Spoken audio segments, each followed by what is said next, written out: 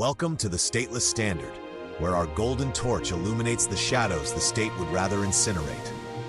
On April 19, 1995, a 400 to 800-pound fertilizer bomb vaporized the heart of Oklahoma City, killing 168 souls, including 19 children, and wounding hundreds more. The official verdict? Timothy McVeigh, a Gulf War vet turned anti-government zealot, acting with his Army buddy Terry Nichols. Case closed, right? A lone wolf tragedy, born of Waco's ashes. But what if the FBI didn't just fail to stop it?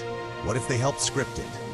Enter PATCON, Patriot Conspiracy, a clandestine operation that infiltrated America's militias, armed its radicals, and, per whistleblowers, actively provoked the very violence it swore to prevent. Educational? We'll timeline the terror. Enlightening? If it doesn't make you question every foiled plot, you're not cynical enough. One might wryly note, in the Bureau's playbook, the line between hunter and hunted blurs into a noose. Let's unredact the file. To grasp PATCON's pernicious prelude, rewind to the fever swamps of the early 1980s. It begins with Gordon Call, a North Dakota farmer and Wedwawee II vet, whose tax rebellion ignited the far-right fuse. Call, steeped in sovereign citizen lore and posse comitatus paranoia, viewed federal taxes as funding for abortions, a sin against his God-fearing grain. Patriots Day, April 19, 1983. A routine roadblock turns carnage. Call blasts 2 U.S. Marshals. A local cop dies in the crossfire. He flees, a folk hero to the fringes, only to meet a fiery end. 6 months later, torched alive by FBI agents in an Arkansas blaze. The backlash? Volcanic.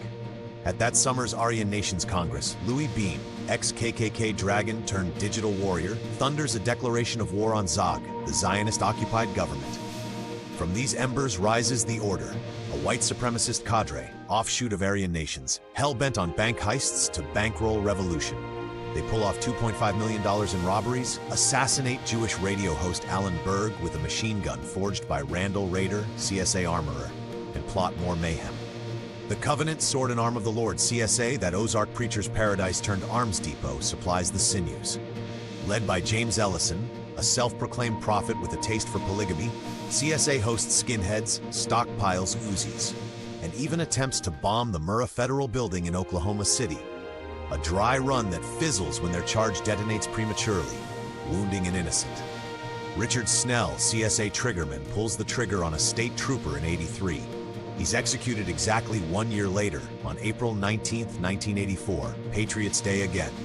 As Snell rides to the chamber, he snarls at the warden, "Watch what happens," on April 19th next year. The echo? Unsettling. By 1987, the Fed's Fort Smith sedition trial, a sweeping dragnet against 13 radicals, crumbles. Informant Ellison flips, but the jury acquits most, hoisting the Confederate flag in triumph. The Order's remnants scatter to Elohim City, that supremacist kibbutz in the Ozarks, a haven for the hunted where ARRA, the Aryan Republican Army, would soon stash their $1 million bank haul from 18 Midwestern heists. Cynics, and who isn't one here, see the seeds sown. A botched prosecution births bolder beasts.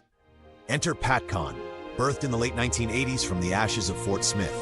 Officially a joint FBI 8th probe to penetrate patriot groups, fearing a Order 2.0, bank-robbing revolutionaries bank-rolling bombings.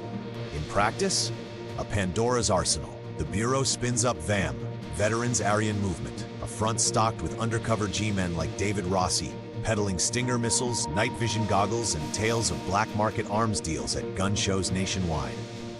No direct heists, that's for the marks, but the enticement, electric. Informant Vince Reed, a holdover from the 80s, whispers to militias, "Let's revive the Order.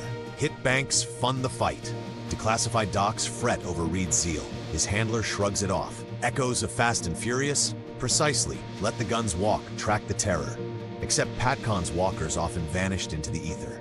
Waco, 1993. The Bureau's Branch Davidian debacle, 76 dead in flames, supercharges the script. Militias swell with McVeigh types, seething at Ruby Ridge's ghosts. Enter Elohim City, ARRA's bolt hole. A supremacist stew of skinheads and survivalists. ATF informant Carol Howe embeds in '94, romancing bomb maker Dennis Mahan, later jailed for Arizona blasts, while wooing Andreas Strassmeir, the Teutonic tactician, ex-German military, Elohim security chief, and whispers suggest German intelligence liaison. Howe warns her handlers in February 1995, Bomb the feds, Murrah's on the list. Crickets. McVeigh dials Elohim a week pre-blast, hunting Strassmeir. They met at a 93 gun show, bonding over Waco's wrongs. Howe's handler later testifies the tip was credible, yet no raid. One ponders, incompetence or invitation. April 19, 1995, Patriots Day, Snell's anniversary. McVeigh, Army vet radicalized by the Turner Diaries, that blueprint for truck bombs, rents a rider in Kansas under Robert Kling. Bad OPSEC for a bomb maker. He and Nichols assemble 4,800 pounds of ANFO at Geary Lake. Witnesses spot 2 trucks, including an Easter Sunday anomaly. McVeigh parks at Alfred P. Murrah, lights the fuse and flees. Boom, 168 gone, the daycare at Charnel House. Arrested 90 minutes later, 75 miles out. Routine traffic stop or tip transponder. FBI claims no trace, witnesses beg to differ. Enter John Doe number 2, the swarthy shadow in 22 pre-blast sightings, sketched beside McVeigh. Not Nichols, too tall, too fair. Suspects? Michael Brescia, ARRA bankman, Elohim resident, the Ward brothers, Elohim alums, even Robert Jacks coffee-clatching with the duo. Seismographs register 2 blasts. J.D. Cash's reporting before his suspicious death flags a decoy truck, neo-Nazis jamming signals. ATF storeroom above Murrah, stripped of Tau missiles and Whitewater files days prior. Bomb squad on site, first responders delayed, elevator shafts prepped, the anomalies avalanche. Strassmeir flees via ex-CIA pilot Dave Holloway's Cause Foundation, that white power ACLU. McVeigh confides to inmate David Paul Hammer, ARRA backed me. Whistleblowers howl. Carol Howe, ignored alerts, spots McVeigh drilling with Strassmeir at San Saba. Matt Moaning, SINFBI, Bureau let ARRA rob free to map the money. Vince Reed, the spark that lit the fuse. Even Danny Colson, PATCON vet and Waco commander, checks into an OKC hotel the night before. VACON overlap? He pushes a grand jury, it's quashed.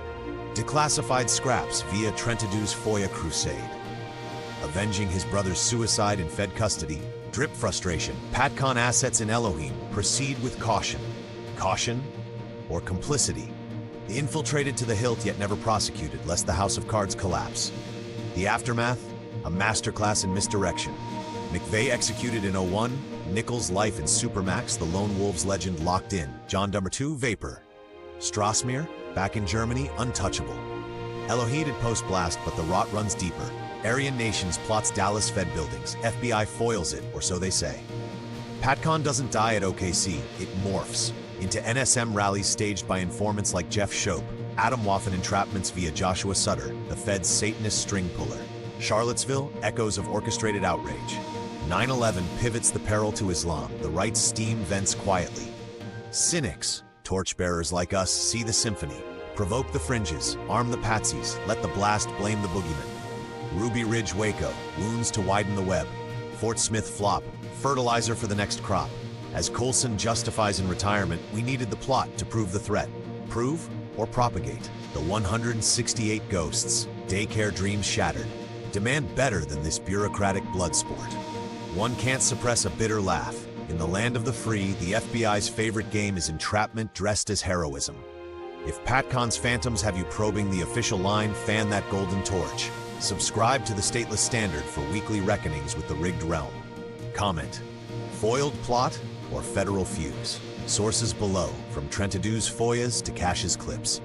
Until next time, watch the Watchers. In their game, we're all potential patsies.